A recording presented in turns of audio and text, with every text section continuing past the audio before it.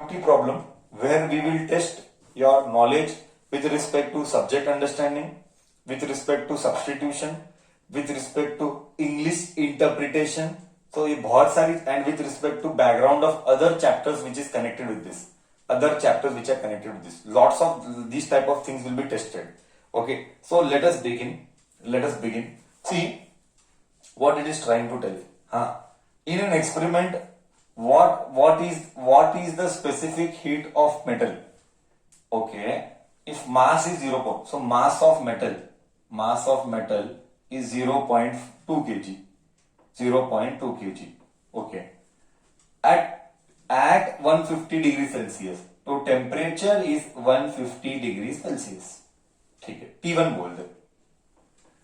Is dropped in a copper calorimeter. Okay, मतलब एक metal का टुकड़ा है. जस्ट फील लाने के लिए, then I will rub the board. Just feel लाने के लिए ये एक कॉपर कैलोरीमीटर है. कॉपर कैलोरीमीटर है. ओके, इस कॉपर कैलोरीमीटर में पानी है. You read, you will understand. पानी है और एक मेटल का टुकड़ा ये ड्रॉप किया गया है इसके अंदर. तो कॉमन सेंस है, ये मेटल का टुकड़ा बहुत गर्म है.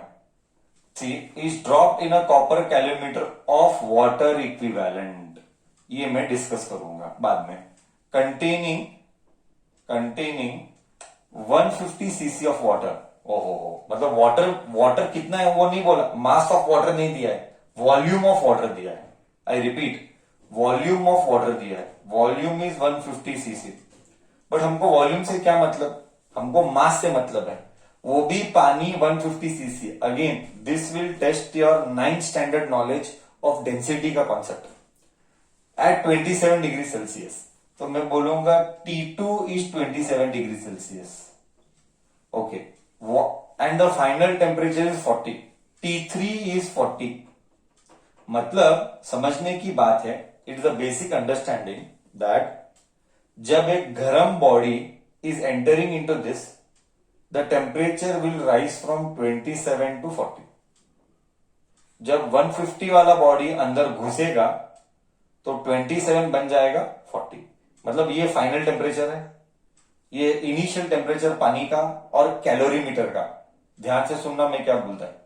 ये इनिशियल टेम्परेचर पानी का एंड कैलोरीमीटर का, एंड ये इनिशियल टेम्परेचर मेटल का इनिशियल टेम्परेचर 150. ये टेम्परेचर ऑफ पानी and calorimeter, and final temperature 40. तीनों का फाइनल टेम्परेचर 40. ओके, मतलब इसने हीट लूज किया, इसने हीट गेन किया. ओके, ये कॉन्सेप्ट है. Okay, so same heat lost is equal to heat gain, जो हमने प्रीवियस सेशन में किया था.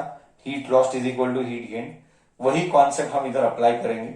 Just see how we will go ahead now. Okay, see water equivalent क्या है पहले वो बता देते हैं. यहां पे कॉन्सेप्ट आया है water equivalent. Water equivalent, see water equivalent of copper is 0.025 kg. हाँ, उसका कहने का मतलब क्या है. उसका कहने का मतलब ये है, see if you go by typical हमारा बुक्स का definition, what is water equivalent. देख, बुक का डेफिनेशन पढ़ता हूं. Water equivalent is defined as mass of water that requires same amount of heat as that of the given body.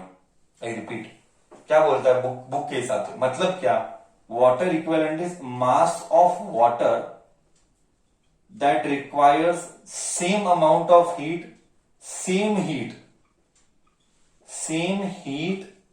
as that of material,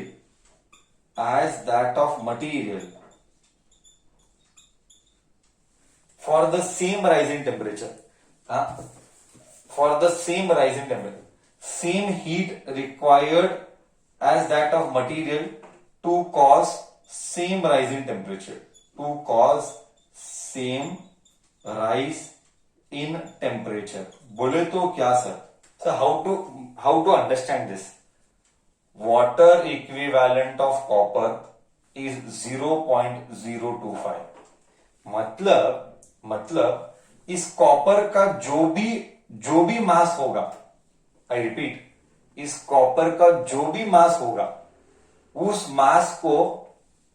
मास का temperature बढ़ाने के लिए कितना energy लगेगा. I repeat, very it looks complex. You have to listen to my words carefully. I will speak very slowly. I will speak twice. Water equivalent of copper का मतलब है water equivalent.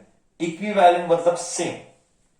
यहां पे कॉपर का equivalent is 0.025.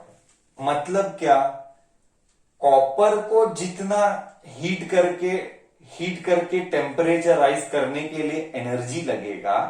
Second time, copper को जितना जो भी मास होगा, कॉपर का जो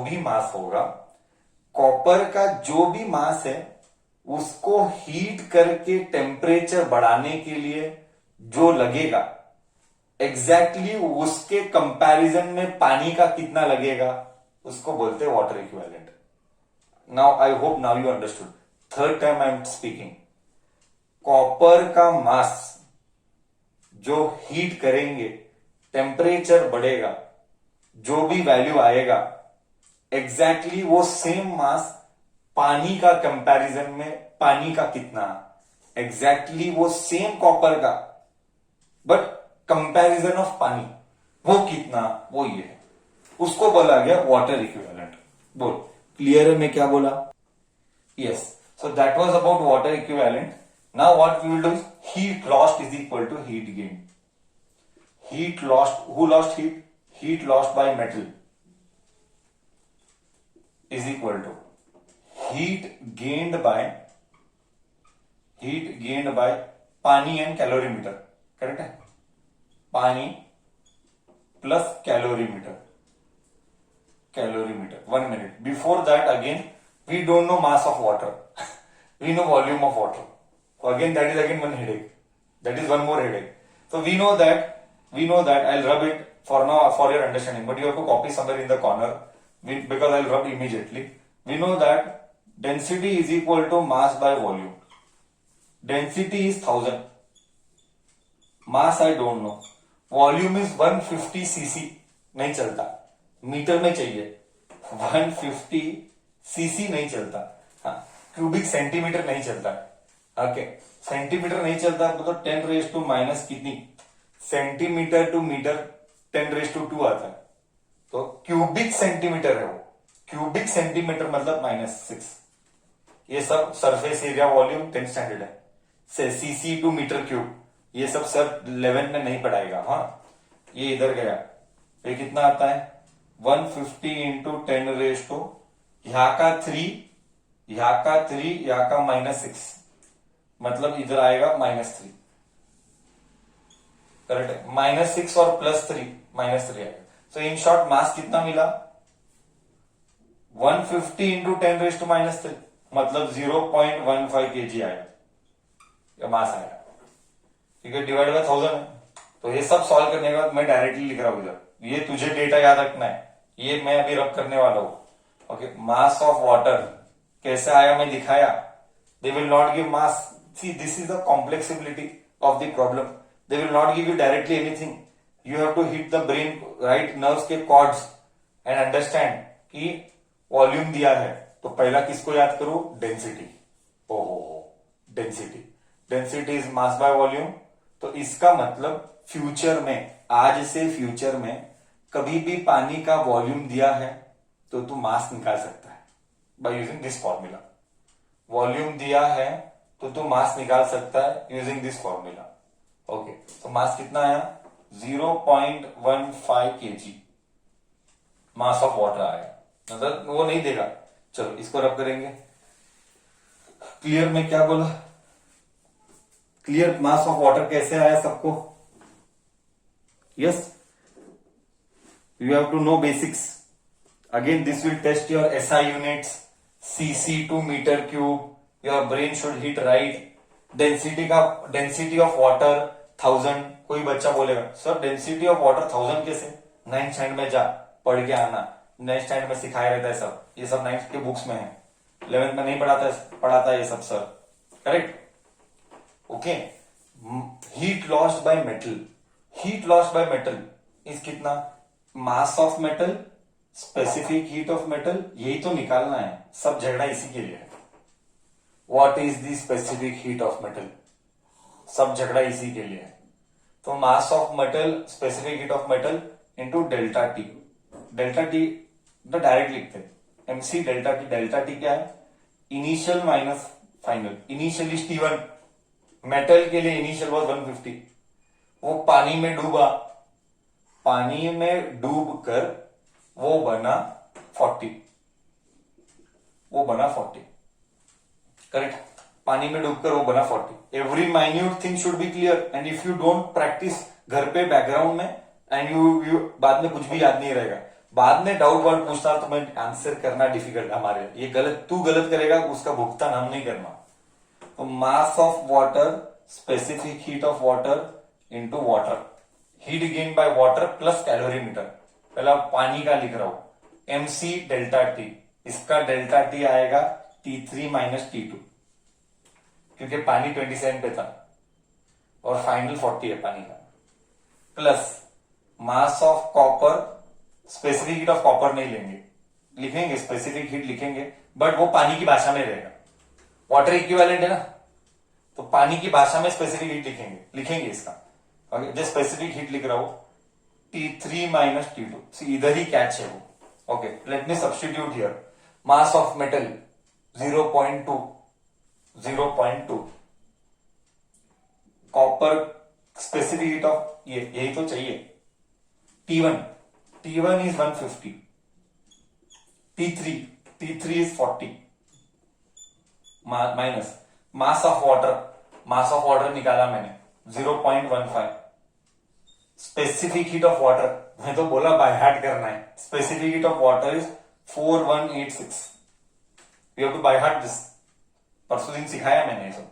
specific heat of water 4186। Temperature की थी 40 में से 27 गया, 40 में से 27 गया, प्लस अब आता है real picture, mass of copper, but mass of copper नहीं है, mass of copper in the bhasha of water, mass of copper in the bhasha of water 0.025, 0.025 multiplied by, this is my question now, this is my, इधर specific heat क्या डालना है, since तूने मास of copper पानी की भाषा में डाला, तो स्पेसिफिक हीट भी तुझे पानी का ही डालना है। अब तू समझा मैं क्या बोलने की कोशिश कर रहा था बच्चा, सिंस तूने मास ऑफ कॉपर पानी की भाषा में डाला, therefore specific heat of water भी तो, स्पेसिफिक हीट ऑफ कॉपर भी तो पानी की भाषा में ही डालेगा। Did you understand now? C this is water equivalent. I repeat for the last time, 3 बार बोला मैंने, मास ऑफ कॉपर पानी की भाषा में डाला, देयरफॉर कॉपर का भी स्पेसिफिक हीट ऑफ कॉपर भी तो पानी की भाषा में ही डालेगा, क्योंकि मास पानी की भाषा में है, multiplied by same T3 minus T2 40 minus 27। अब सब पता है, ये पता सब पता है, ये भी पता, यही पता नहीं, अभी कैलकुलेटर वापरेगा आंसर आ जाएगा, कॉपी इंटू 150 इंटू 2 110 आता है, 1110 आता है, इधर 22 cm आता है स्पेसिफिक हीट ऑफ मेटल। ये सब गणित 0.15 इंटू 4186 इंटू 40 में से 27 गया 13 इंटू 13, ये आता है 8162.7 प्लस, अब ये सब 4186 इंटू 0.025 इंटू 13, ये आता है 1360.45, ये cm आएगा, ये एडिशन डिवाइडेड बाय 22, इसका addition 8162.7 divided by 9523.15 divided by 22, divided by 22 आएगा, 22 लिखेगा 4342 0.87 432.87 joules per kg per degree Celsius. Perfect answer. Exam इतना बेकार था, एग्जामिनर वो आंसर जूल्स केजी में नहीं पूछा है। देख, वेरी वेरी इंपॉर्टेंट। अभी जो मैं बताने वाला हूं बहुत बहुत इंपॉर्टेंट है। Please leave everything and listen. I will rub the question for that. Answer तो आ गया है, but I will rub the question because I need some space and what I am going to speak is very important now. Star mark, star mark. Okay, I'll just rub the question part.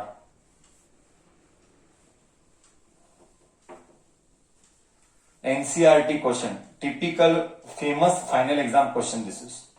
Famous final exam question this is. See here. Answer I got it as, leave everything and listen. This is very important now.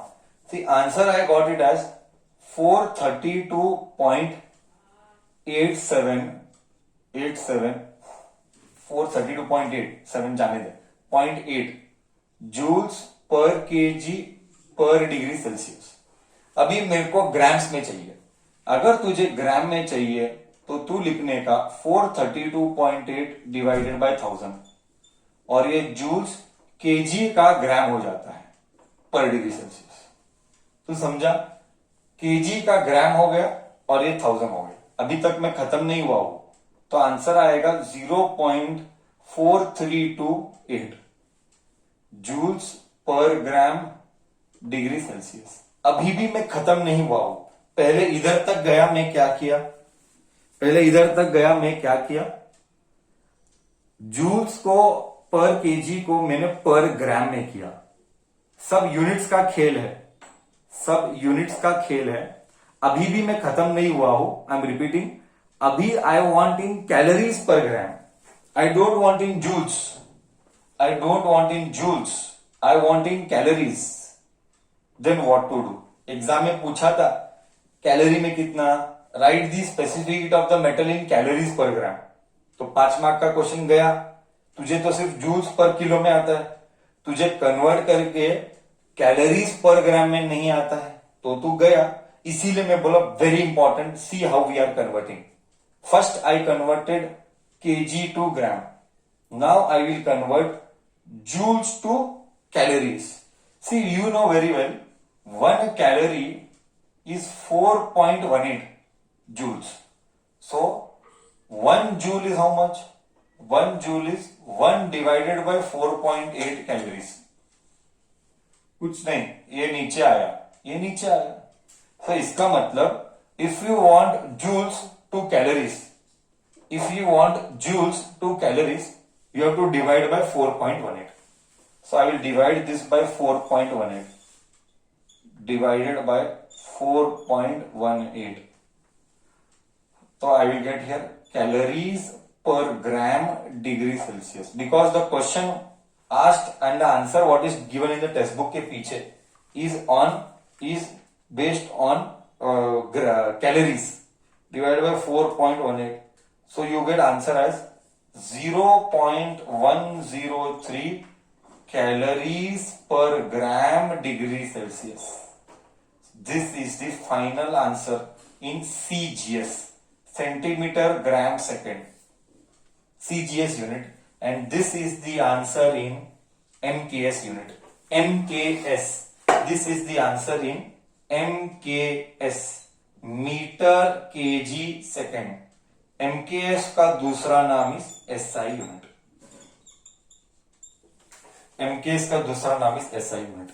I hope I cleared everything very much systematically with every point का explanation given.